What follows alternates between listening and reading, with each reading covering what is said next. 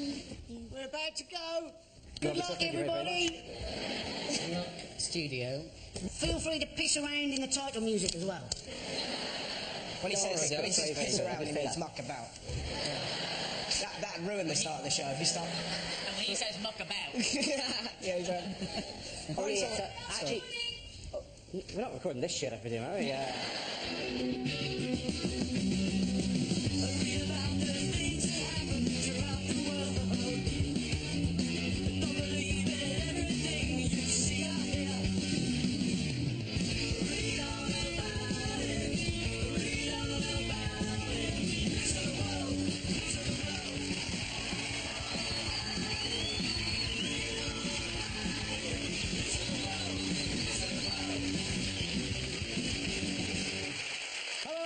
Welcome to Mock the Week. I'm Dara O'Brien. The news this week. Home Secretary John Reid remains under pressure for his prison sentencing policy. For instance, this week a paedophile was set free who 3 months ago might have gone to prison. Oh well, swings and roundabouts. It is now standard police procedure to ask the suspects, do you have a criminal record? And if they say yes, to ask, do you have any idea where it is? Denying that new super casinos were a bad thing, a government spokesman insisted that they would not represent a tax on the poor, adding, no, you're thinking of scratch cards. Church leaders have condemned the super casinos, saying gambling offers a false hope to the impoverished, and that people should instead be putting all their faith into a shiny, beardy man who lives on a cloud. Blackpool lost out in their bid for the super casino. This is the worst news to hit the town since Joe Pasquale extended his summer season.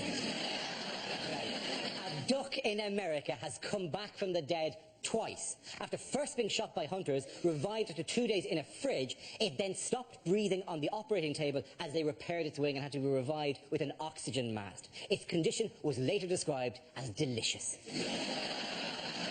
Joining me tonight are 6 of the country's top comedy performers: Andy Parsons, Ed Byrne, Russell Howard and Frankie Boyle, Hugh Dennis and Gina Yashere. Welcome to the show.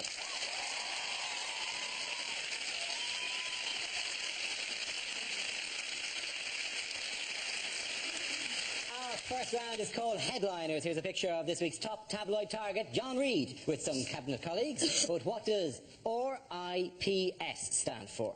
I was thinking Reid impersonates Pope successfully. Is it Reid imagining Prescott's sex life? I thought it was Reid imagines prison shower. Reid's impressive purple scrotum?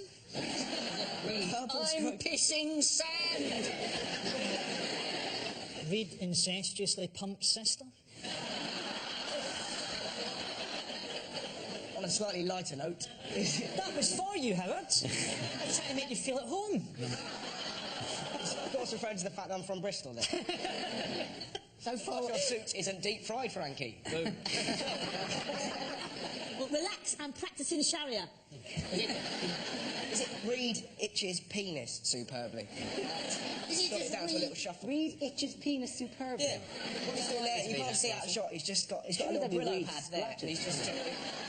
Perhaps rather than superbly, perhaps surreptitiously. If you like, yeah, we can add that in. Or is it from left to right? Right idiot, plonker, shagger.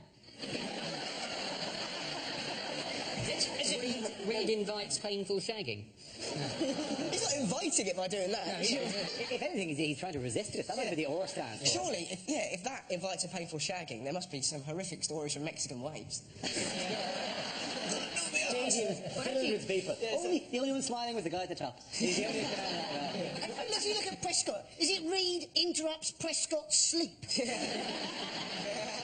Is it Reid is preaching sodomy? Reid is paedophile Santa Claus? Reid is pathetic shambles. Or is it just... Again, whoa, again. No, just take a breather and enjoy what he just said. Now, Andy, sorry. Occasionally we should just relax and enjoy the humour of these moments, rather than... Go on! Go on! Reprimand idiot person speaking. Oh, very good. Yeah. Is it right in pig shit? That was very accurate. No, I'm going to have to rush to the actual answer. Is it Reid in prison shock? Not in prison shock. Is it Reid invents prison statistics? Would he invent statistics as bad as the ones? Yeah. Would he really go, we don't know where they are! garbage out. He's really crap at his job. Is it read into prison sex? No. When I say, please, we move towards the correct answer, you take that as an invite to raise the game yet further. Okay. Almost like it's a comedy show, isn't it? Is it, Read in paedophile shock. Not read. Read Reed is pissing sideways. No. Is You're just is going to get me angry. read Ipswich prostitute slayer? No.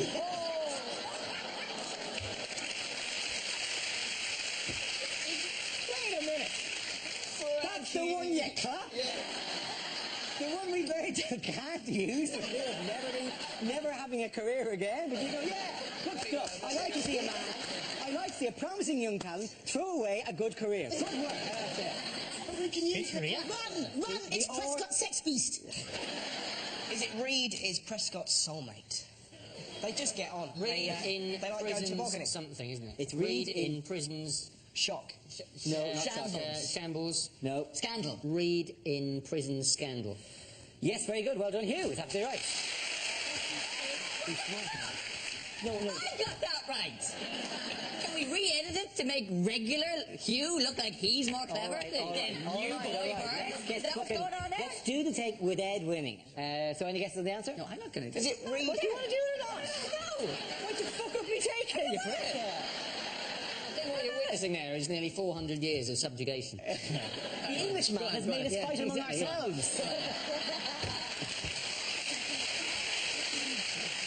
The answer I was looking for was read in prison scandal, although frankly shambles or shock would have worked just as well. It refers to the latest problems at the Home Office, with the prisons at bursting point. The Home Secretary is being criticised for requesting softer sentencing to ease overcrowding, on top of his department's failure to keep track of hundreds, literally hundreds, of serious offenders. I can't say that enough, ladies and gentlemen. They're everywhere. Who knows where they are at any given time? Hundreds of them. I think I've got one. How has John Reid dealt with the problem of overcrowded prisons? He's released the paedophiles. You're the ones who do it less harm. You, go. The problem is they say that with paedophiles, we can never really make the punishment fit the crime. Could we dress the paedophiles up as Morris dancers so that they have bells on, the kids will know when they're nearby? And, beautifully, real Morris dancers will get beaten up for being paedophiles. Apparently there's over 300 sex offenders have gone missing. They're on the register and have gone missing, and they don't know where they are. And they say part of the reason why some of them go missing is because they give such vague addresses. They're without giving. There's one guy whose address was down as a tent near the leisure centre. Then, this is true, he changed his address to simply the woods. It's not just paedophiles, though, is it? Actually, he's being done for, because they are reducing sentences and stuff. And essentially, what they've done is they've introduced a January sale to the prison service. It's like, murder used to be life, now 6 months. KBH was 6 years, now a week. Fraud, you go absolutely free. He's trying to say that the Home Office is like renovating a house. You pull back the wallpaper and you discover problems behind there. But I've renovated a couple of houses. I've never pulled back the wallpaper and found a paedophile in the plaster. Do you know how many jail places there are, how many prison places there are in this country? None at the moment. There are 80,000 people in prison, aren't there? Yes, and there are 80,716 cells. The thing is, though... So that's 160,000 prisoners they can get in? Surely. There are, but they need 3,500 But there's an obvious solution, like, just top and tail. Whenever I can't, whenever there isn't room in my brother's house, I just top and tail it with him. Get a futon or a hammock. What you've not factored in is the levels of prison-forced homosexuality. It's like sex Tetris trying to fit into a cell these days. They'll be able to sleep closer together then, that's not a problem. One of the... It wasn't just rough bumming in a shower, they can have a cuddle at night, it's fine. That's good. That introduces the whole... Absolutely, yeah. There's a genuine romantic notion. To the mythological rough prison. Imagine the horror of trying to crawl across a cell with a man on your back to light a scented candle. That'd be quite nice. Isn't there a sort of, there's a double-edged sword here, isn't there, where you'd sort of work out if you were going into prison to try and defend yourself, but working out is only going to make your ass look better. I mean, there's nothing really in the gym that's going to give you an arsehole like a cigar cutter. Okay, don't you fucking clap that. Telling you now, right? It's Well, a good idea to maybe start off. It's like oxygen to the flame, ladies and gentlemen. If you keep doing that, I'll throw a few more. One at a fucking time. More professional hosts would do this in a speedier way, but you fucking calm the fuck down the line, right? There's plenty of time, no one's going anywhere, least of all you fuckers, right? We have plenty of time. Ed Bird, what did you want to say? Please wait till I'd finish speaking. Otherwise, Ed Bird, what did you want to say? Is it? It doesn't go. Ed, what did you want to say? This is the way I run my show. Fucking out how the rest of them do it. This is the way I run it. Ed, no, shut up. This is fucking great. I'm loving this. You go. No, you shut up. No, you go. Fucking class of children today. I don't know what the fuck you are. I've written the word boobless on my calculator. Ed, I apologise. What did you want to say? It's really not worth it now. Fine. Then we shall move on, ladies and gentlemen. It's not working out. Maybe if you knew you were going to go to prison, you might start off just inserting small objects into your arse. Just to try and get it to stretch it. Just when you do take your cellmate's cock, you're kind of ready for it. Enough with the arse and cock-related stuff, all right? I think if you'd said that straight after Frankie's, that would have worked really well. What I wanted to say was one of the solutions they're thinking of doing is apparently the Swedish system where you get found guilty, right, but you don't get straight to court. They wait, right? They wait until there's a space in prison. It's called the one-in, one-out system. You queue to go to prison. That seems a very British way of sorting things out, isn't it? You hear this little voice going, OK, cell number 4. Well, it'd be more like some sort of really grim Argos. And Argos is relatively grim at the best of times. But a really, really grim Argos, where instead of getting some sort of cheap barbecue set, you actually got banged up for 6 months. Couldn't we just build a wall round Liverpool?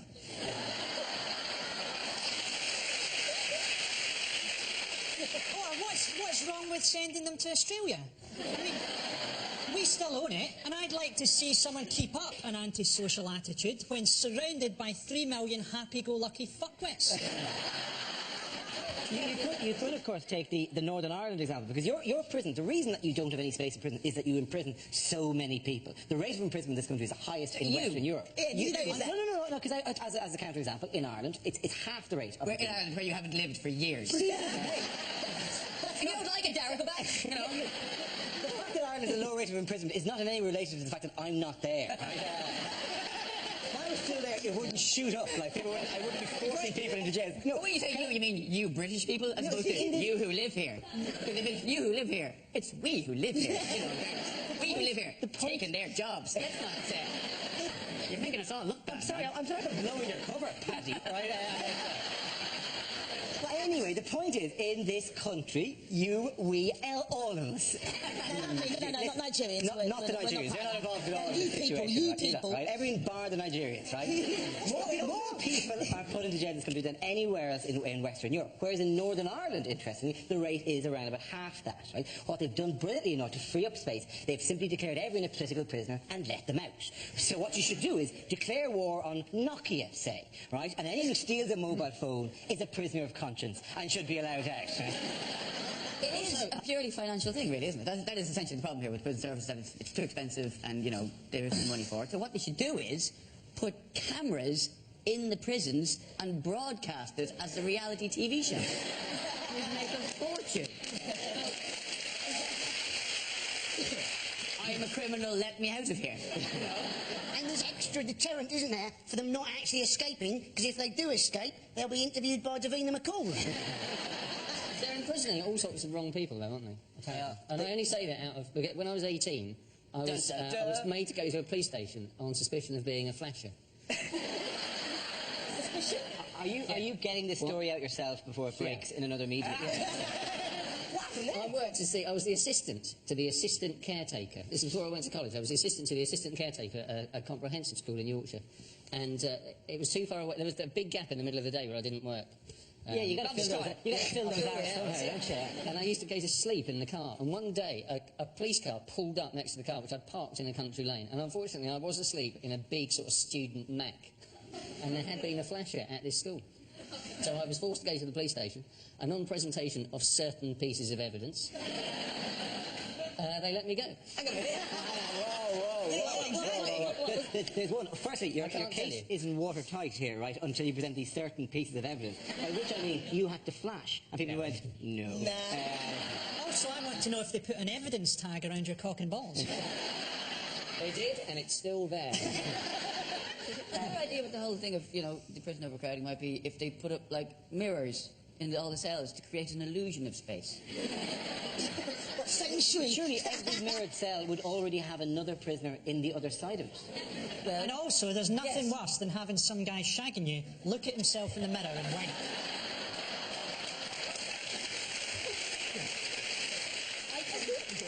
I think there's merit to use this phrase, but I knew that was coming. I didn't want to use the phrase crowbar that in, I think there's merit in the idea of prisoners being able to take a long, hard look at themselves.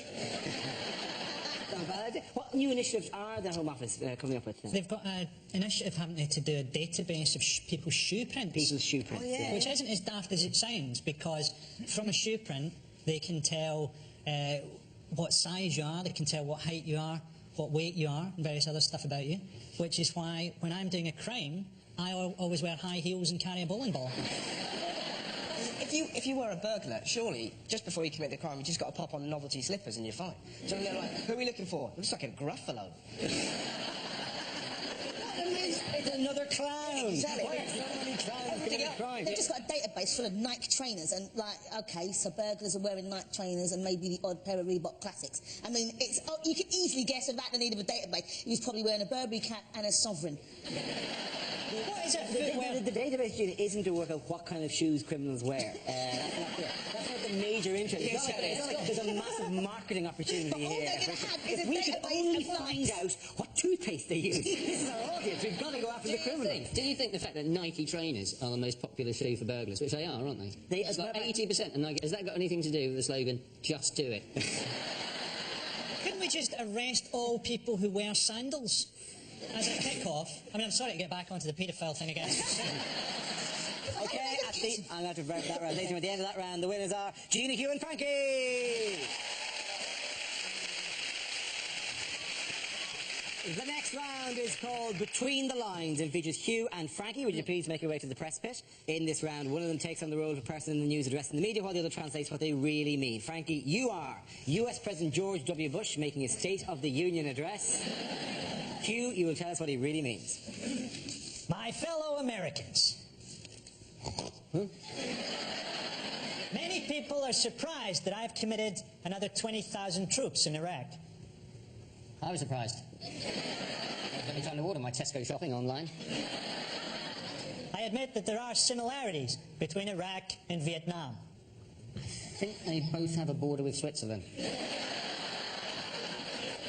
Some say that the Iraq war is unwinnable, but not my closest advisors. Chuck Norris, Vin Diesel, and the animals of Farthing Wood. People said that our soldiers would be coming back in body bags, but that hasn't happened. Some of them will come back in shoeboxes.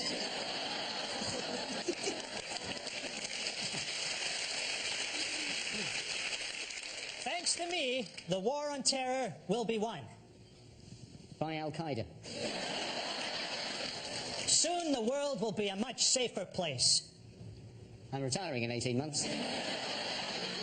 I remain firmly opposed to abortion. Even though I'm a great advert for it. Well done, Hugh and Frankie. Now we play a round called Super Casino Mega Joke Roulette. This game involved Gina, Andy, Frankie and Russell. So if you can make your way to the performance area, please. It's our stand-up challenge with a random news generator containing the bank of topics. We spin the wheel, and when it's off, anyone can step forward and try to make us laugh about that subject. Okay, here we go. Let's spin the wheel for the first topic. And it is parenting. Who wants to come in on that? Gina. I'm not a big advocate of parenting. No, I'm not. I mean, I'm not good at parenting. I haven't got any kids. I'll tell you why. We've changed the law in this country, so you can't hit your kids anymore. It's against the law to hit your kids. Now, where's the fun in having kids if you can't smack them with a hammer just from time to time? Not every day. I mean, I haven't got any kids. You can obviously tell I haven't got kids. I love kids. I just love holidays a lot more. That's all. Because kids are expensive. They are. They're expensive. Christmas has gone. I'm glad it has, because kids do not believe in Santa anymore. But then, having said that, I didn't believe in Santa either. But that's because my mum's Nigerian. There was no way she was going to let a fat white man take the credit for all her hard work. Yeah, that's it.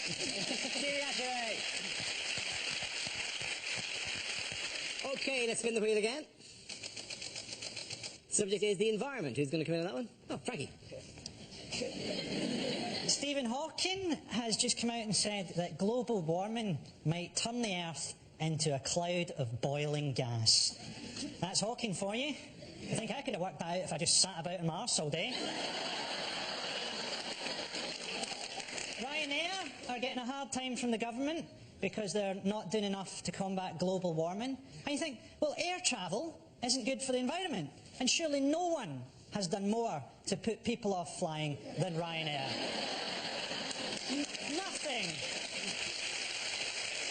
Nothing punctures that James Bond image quite like being sold peanuts by a stewardess who looks like she survived Hiroshima. There's no way that Ryanair are as big a polluter as China, although Ryanair do have a worse record on human rights. Thank you very much, Frankie Boyle.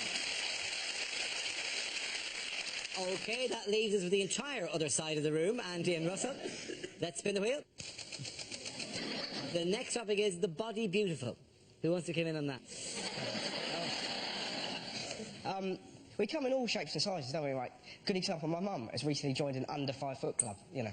I'm not lying, you haven't seen a prettier sight until you've seen a load of tiny ladies sat around a table, their feet barely touching the floor.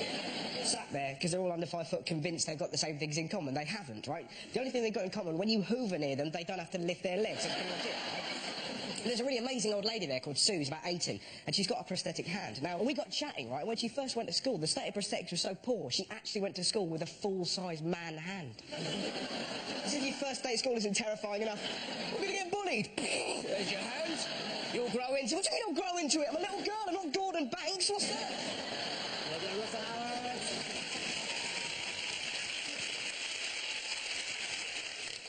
And Andy, that's who you've been left with.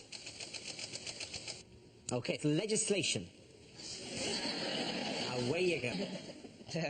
Now, New Labour have apparently created up to 2,000 new offences since they've been in power. You apparently can now get fined if you park more than 50 centimetres away from the curb. Now, I personally don't mind this. 50 centimetres is almost 2 feet. If you can't park within 2 feet of the curb, I don't think you should be driving. Because let's face it, if you've parked further than 2 feet from the curb, you've not bloody parked. You've stopped in traffic and pissed off. Fox hunting is also illegal. Now, as Tom has described it, right, as an inefficient form of pest control. This probably didn't come as a surprise to you, did it? You know, if you've got a mouse in your house, you put down a bit of poison, don't you? You don't get dressed up in your Sunday best, get pissed off your tits, and chase after it with a pack of cats. Andy Parsons. Through the point in that round to Gina and Frankie. Everyone comes it down.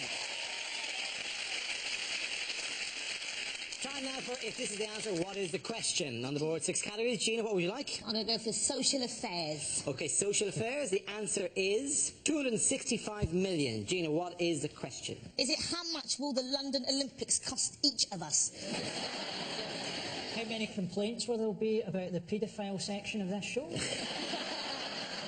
Have you seen the paedophile section in the Weekend Guardian, by the way? I've got travel there. Have you got the paedophile section? Oh, that damn newsagent must have left it out again. You see, how many viewing figures would Top Gear have got if it had been Jeremy Clarkson who had apparently been involved in a serious crash? Is it, how many ways could a dyslexic spell onomatopoeia? Is it what is the current chart position of Peter Andre's Drum and Bass Christmas? Is it how many times did I say as a kid, bird's eye potato, waffles, the waffly versatile? Is it Sylvester Stallone's final movie will be called Rocky What? does Roman Abramovich earn when he has a dump? Is it I'm driving... You do mean in the time it takes him to have a dump rather than from actually having a dump. Well, I'll look into it, but I imagine he could get quite a lot on eBay for his. Yeah. If bird flu mutates on Monday, how many will be dead by Friday? Is it when the machines finally take over, how many humans will die in the first 24 hours in what the machines will later refer to as the Great Adjustment? A slightly less apocalyptic one by a chance. Let me give you a hint. It's not about a number of deaths, all right? According to the Daily Mail, how many Polish people are living in Hammersmith? How much money would the BBC have to pay Tom Cruise if I made the joke I'd like to make about him and John Travolta? Is it how much is going to be invested in the super casino? Yes, it is actually. Very good. Well done here. The question I was looking for is how much will now be invested in developing the site of Britain's first super casino. This is the news of the City of Manchester. The 16-to-1 outsider won the race to become the site of the country's first Las Vegas-style super casino. £265 million will be spent in a rundown area of the city. How ironic is this, by the way, and how much of a lesson about gambling is that it wasn't the favourite. Lots of people put money on Blackpool and the Dome, and they lost money. Surely that's as neat a lesson about gambling as you're going to get. Like. I was sorry for that. Yeah, because Blackpool wanted to be, didn't they? They said they wanted to be the Las Vegas of Britain. Now, they were always going to struggle to be that, weren't they? Las Vegas, some of the best hotels in the world, where they've got a volcano that goes off every 15 minutes. Blackpool, some of the most disappointing B&Bs I've ever been to, where the hot water goes off every 15 minutes. I feel sorry for Blackpool for many, many reasons. Not least because Manchester is the most regenerated city in the world. There isn't a part of Manchester which hasn't been regenerated in the last 10 years. They have to knock down some of the old regeneration just to make space for the casino. Blackpool deserves as big a kicking as possible. It's the one town in Britain where I've got chlamydia from fish and chips. It was never ever going to be Blackpool, and never stood a chance, because in gambling, the principle is in the casino, at the end of the night, you exchange your chips for cash, and in Blackpool, it's the other way around. Because, you know, you can win £100,000 and have it mugged off you all in one night. New Labour, they're always saying, aren't they, they want joined-up government. They're not building enough prisons, and now they go and build a casino when it's supposed to lead to debt and eventually prison. Why not build half casino, half prison, and as soon as they get in trouble, they can just cross the corridor, and there they are. The thing that's rubbish about it, it's all the slot machines and stuff like that. There's no skill. Surely there's a skill to poker or something like that. It's like just deal or no deals ruin this country. Do you know what I mean? It's horrific. Just no skill. It's like deal or no deal may as well just be called Who Wants to Be a Millionaire for thick people. Do you know anything? No. Can you open a box? Yes. And then some of them can't actually open a box. And you're like, you have to know the numbers from 1 to 20 as well, and be able to identify them by their symbol and points. I'll get Mick to do it, please. I always think it's weird when Noel Edmonds, when he's walking around and pacing the floor like a creepy uncle. Yeah. You know, and he keeps saying things like, "Oh, you're playing a very shrewd game here." Why, very shrewd? I'm pointing at a box going, "Open that one." Oh, you shrewd man. You're wearing spray-on trousers, you creepy lizard. The bit that creeps me with dealer is the fact that they all pretend to be friends. Yeah. That really gets on my nerves. There you go. Good luck, Jim. This is for you. This is for you. Like, thanks. To be honest, that's what I hate about this show. Well, the other part of the gambling... I asked to be godfather of my child. That's what's funny about that line. I think, you know, super casinos are terrible because, I mean, people are too vulnerable to cope with this. I mean, people in Britain are addicted to eBay. How are you going to cope with £1 million prize money if you're up till 3 in the morning trying to buy second-hand pyjamas? Rowan Williams, the Archbishop of Canterbury, said that the casinos will contain imprisonments of the soul, which sounds cool. Right in the middle of the casino, there's a soul prison. Like that thing in Superman 2. It's like a hologram of James Brown. Welcome to the soul prison. Speaking of obsessions, what did 3,986 people in Britain have removed last year? Oh, it's man boobs. Yeah. No, it's not man boobs, no. Oh, I thought this was fat. No. It was. It was fat, yes, it was fat. That's the amount of people who chose to have liposuction. Or liposuction was almost 4,000 people in the last year chose to have The liposuction. thing I love about liposuction, you always see, you know, like in Bella magazine, those magazines you see the doctors, it's always like, my horror plastic surgery story. It's always like, I went in for a tummy tuck and came out with a bum for a face. I think it's a bit odd, though, that men... I mean, it surprised me that so many men did it. It was about 5% of these people were blokes. Yeah. And that really surprised me, because I would have thought a major difference between the sexes is that women are generally worried about how they look. And men, even the elephant man, probably woke up in the morning, looked in the mirror and went, yeah, looking good. It doesn't happen. No, you know, he went, yeah, looking good. Killer!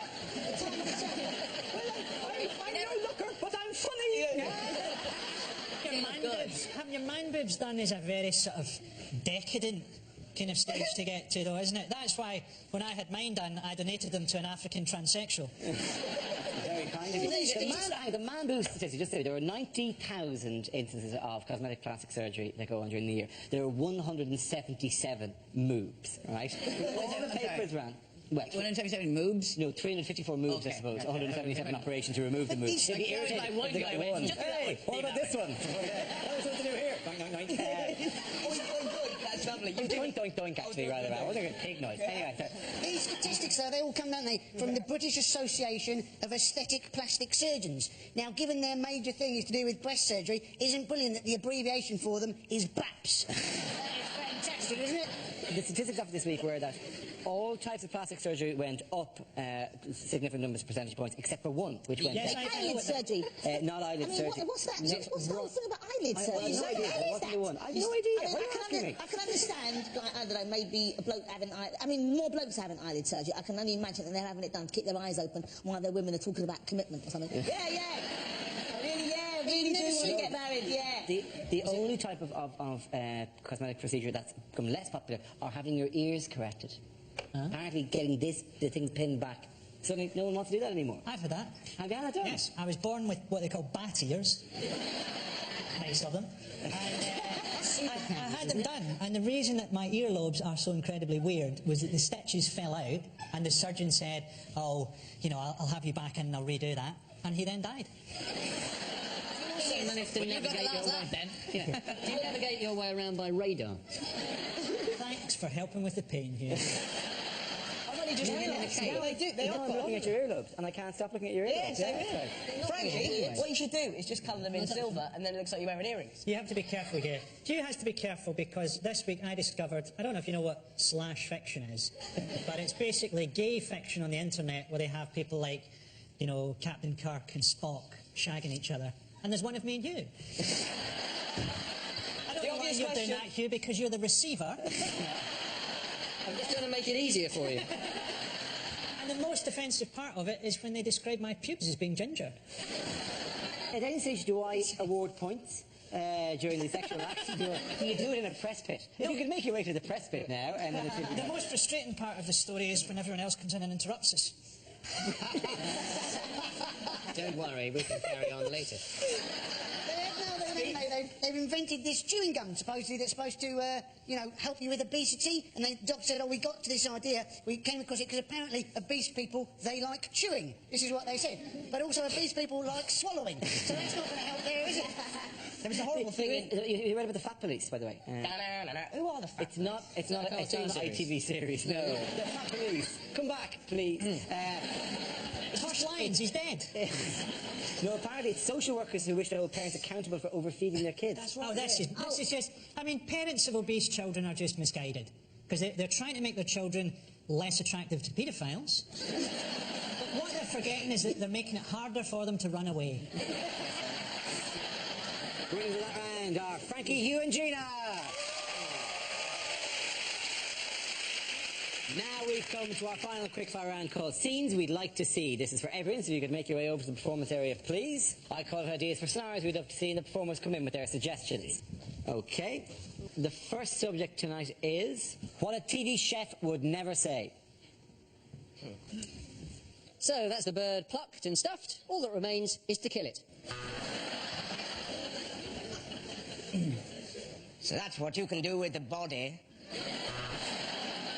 Now I'm going to show you how to make a cape with the skin. I'm Nigella Lawson, and what I love about presenting this programme is the knowledge that at home, Frankie Boyle has just about ripped his cock off.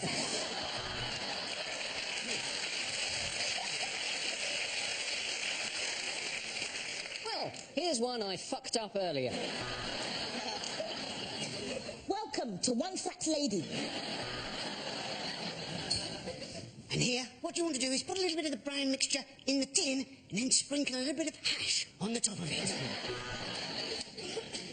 Well, these Korean meatballs really are a dog's bollocks.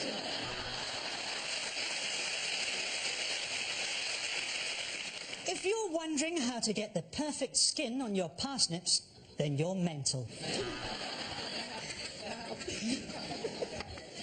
Hello, I'm Delia Smith, and today we're going to cook a panda. Am I invisible in this fucking jacket? I think you...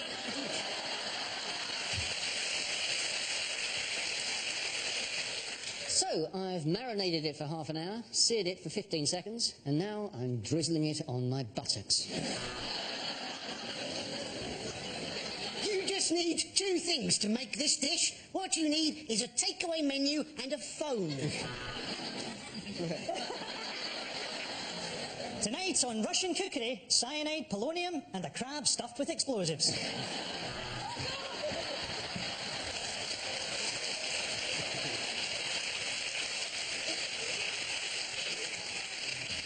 It's not going to be worth it now, is it?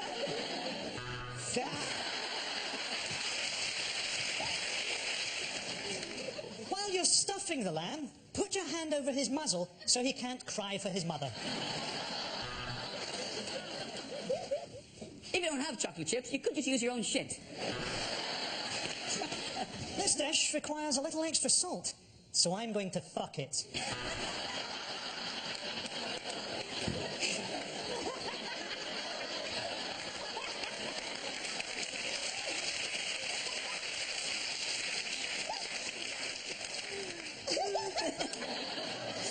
Today, I've been making coq au vin.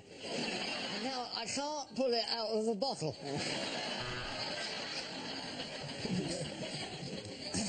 I'm Nigella Lawson. Frank here.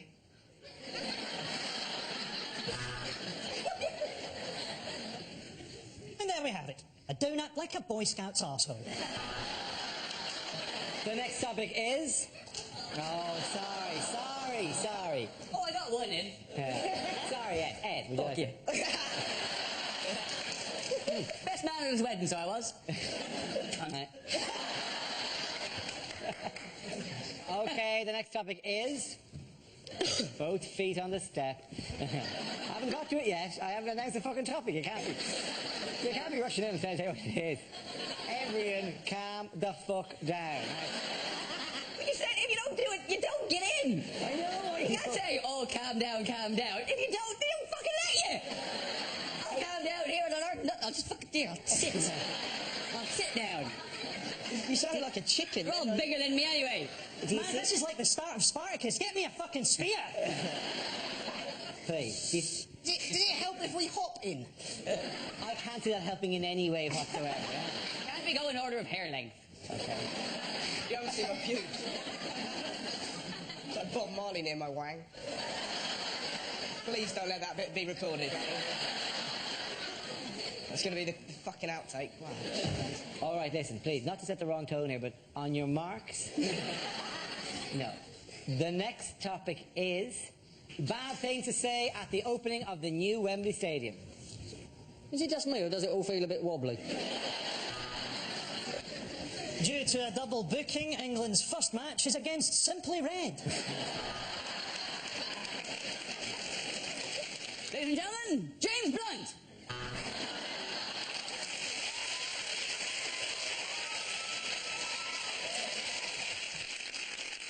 Welcome to the 2008 Cup Final. So if you could all make your way to the coaches, we're on our way to Cardiff. And all for the same price as building a rope ladder between the Earth and Jupiter. For Mr. Bin Laden, report to lost property, please. Mr. Bin Laden. Well, isn't this magnificent? Some seats pointing at some fucking grass. Do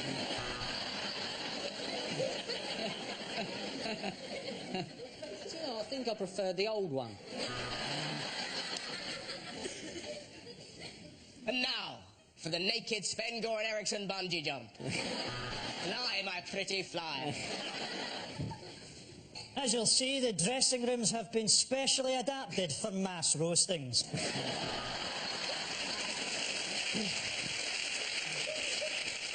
No, I'm sorry, you haven't got planning permission. Fire! And already there's a dog on the pitch as Tessa Chowell opens the stadium. I know a Polish guy that done this for £1,000. And who knows, maybe here, one day, with the right linesman, England can cheat their way to another World Cup victory. And maybe one day, with the right bunch of hooligans from Scotland, these goalposts can get trashed all over again.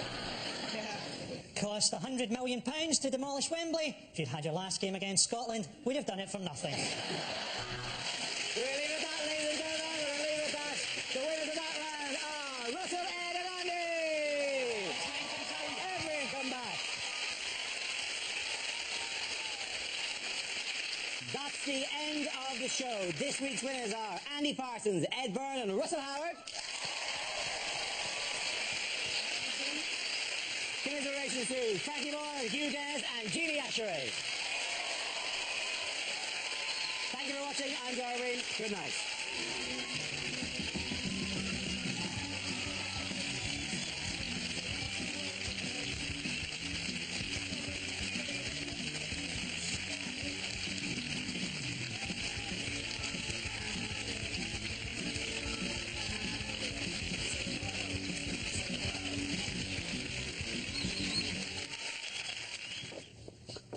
Yes.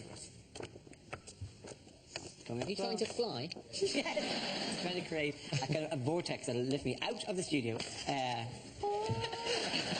Wouldn't have gotten a laugh. If on the TV chef thing I'd said, and by a knob of butter, I don't mean 8 inches of the stuff. Say 12 inches, make yourself look better.